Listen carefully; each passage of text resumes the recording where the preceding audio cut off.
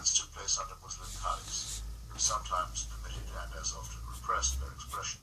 But Baghdad also bears the traces of ancient Chaldean and Nestorian Christianity, and was one of the many centers of the Jewish diaspora.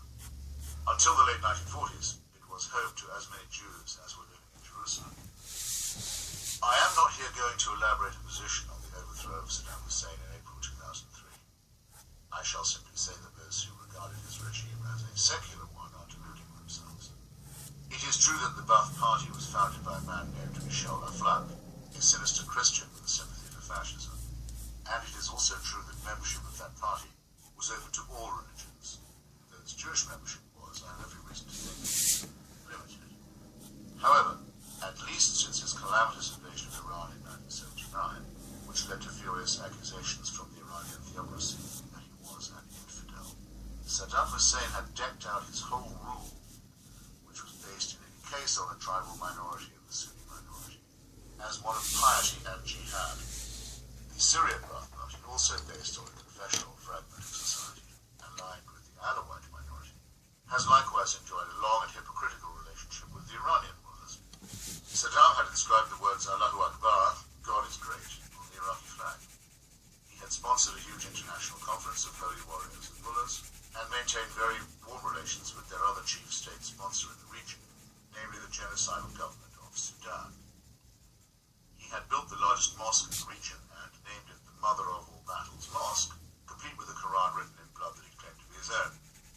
When launching his own genocidal campaign against the mainly Sunni people of Kurdistan, the campaign that involved the thoroughgoing use of chemical atrocity weapons and the murder and deportation of hundreds of thousands of people, he had called it Operation Anfal, borrowing by this term a Quranic justification, the spoils of Surah number 8, for the despoilment and destruction of non-believers. When the coalition forces crossed the Iraqi border, they found Saddam's army dissolving like a sugar lump in hot tea, but met with some quite tenacious resistance from a paramilitary group stiffened with foreign jihadists called the Fedayeen Saddam. One of the jobs of this group was to execute anybody who publicly welcomed the Western intervention, and some revolting public hangings and mutilations were soon captured on video for all to see. At a minimum, it can be agreed by all that the Iraqi people had endured much in the preceding 35 years of war and dictatorship, that the Saddam regime could not have gone on forever as an outlaw system within international law, and therefore that, whatever objections there might be to the actual means of regime change, the whole society deserved a breathing space in which to consider reconstruction and reconciliation.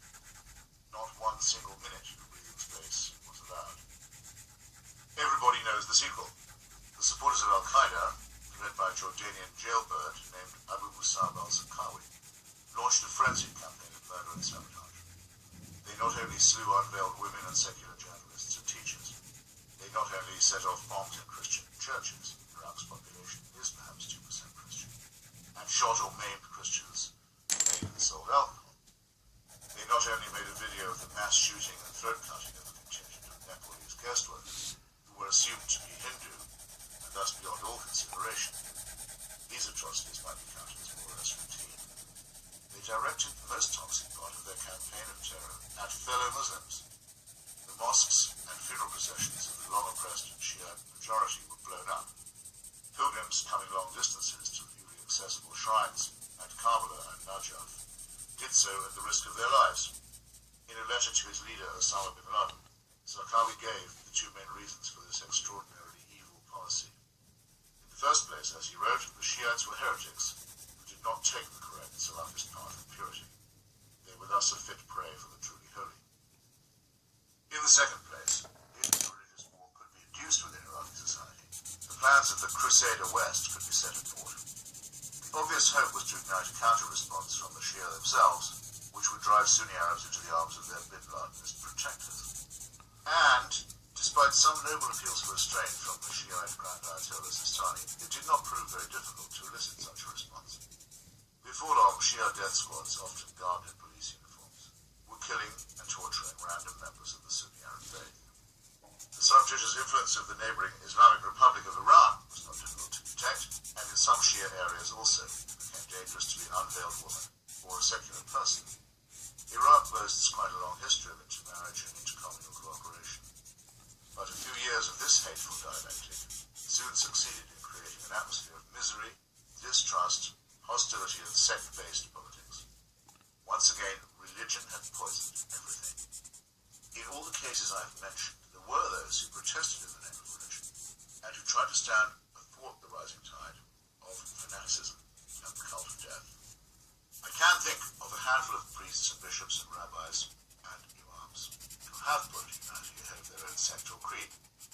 History gives us many other such examples, which I'm going to discuss later on. But this is a compliment to humanism, not to religion. If it comes to that, these crises have also caused me and many other atheists to protest on behalf of Catholics suffering discrimination in Ireland, of Bosnian Muslims facing extermination in the Christian Balkans, of Shia Afghans and Iraqis being put to the sword by Sunni jihadists, and vice versa, and numberless other such cases. To adopt such a stand is the elementary duty of a self-respecting human, but the general reluctance of clerical authorities to issue unambiguous condemnation, whether it is the Vatican in the case of Croatia, or the Saudi or Iranian leaderships in the case of their respective confessions, is uniformly disgusting, and so is the willingness of each flock to revert to atavistic behaviour under the least provocation. No, Mr. Breger, I have not found it a prudent rule to seek help as the prayer meeting breaks up, and this, as I told you, is only the letter B. In all these cases, anyone concerned with human safety or dignity would have to hope fervently for a mass outbreak of democratic and republican secularism. I did not have to travel to all these exotic places in order to see the poison doing its work. Long before the critical day of September 11, 2001, I could sense that religion was beginning to reassert its challenge to civil society. When I am not operating as a tentative and amateur foreign correspondent, I lead a rather tranquil and orderly life, writing books and essays, teaching my students to love English literature, attending agreeable conferences of literary types, taking part in the transient arguments that arise in publishing and the academy. But even this rather sheltered existence has been subject to outrageous invasions, insults and challenges. On February the 14th, 1989, my friend Salman Rushdie was hit by a simultaneous death sentence and life sentence for the crime of writing a work of fiction.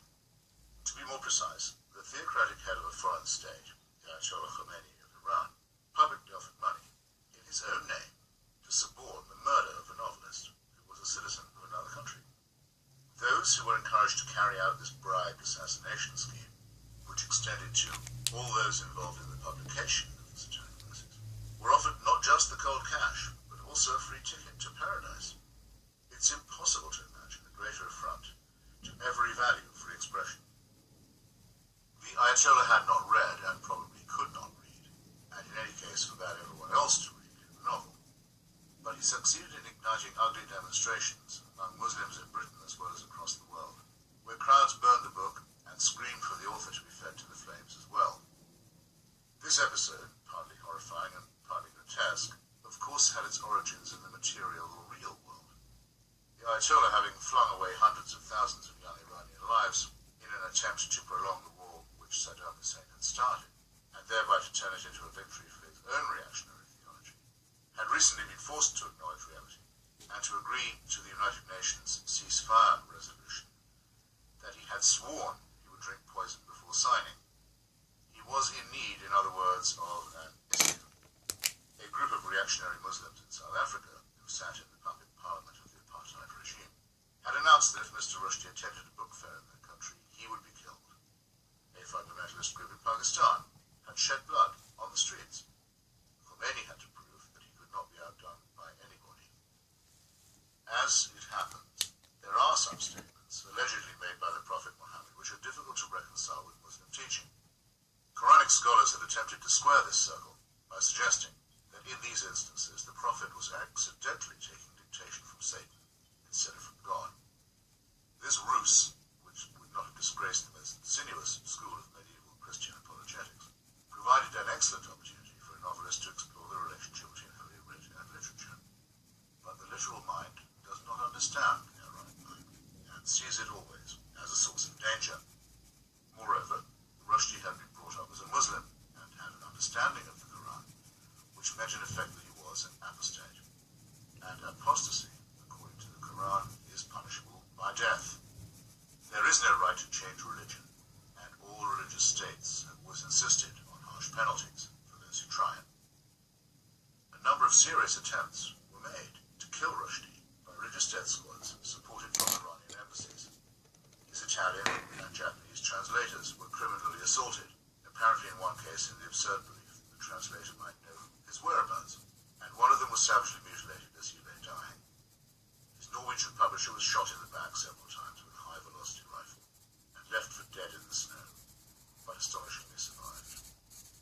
One might have thought that such arrogant state-sponsored homicide, directed at a lonely and peaceful individual who pursued a life devoted to language, would have called forth a general condemnation, but such was not the case.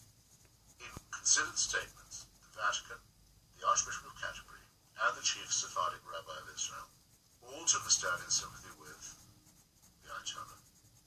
So did the Cardinal Archbishop of New York and many other lesser religious figures. While they usually managed a few words in which to deplore the resort to violence, all these men stated that the main problem raised by the publication of the Satanic Verses was not murder by mercenaries, but blasphemy.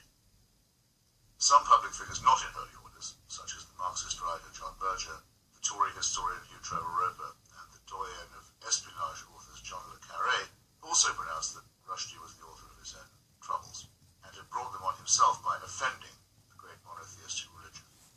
There seemed nothing fantastic to these people in the British police having to defend an Indian-born ex-Muslim citizen from a concerted campaign to take his life in the name of God. Sheltered as my own life normally is, I had a taste of this surreal situation when Mr. Rushdie came to Washington over the Thanksgiving weekend of 1993 in order to keep an appointment with President Clinton, and stayed for a night or two in my apartment. An enormous and forbidding security operation was necessary to bring this about, and when the visit was over, I was asked to pay a visit to the Department of State. There I was informed by a senior official that believable chatter had been intercepted, expressing the intention of revenge on me and on my family.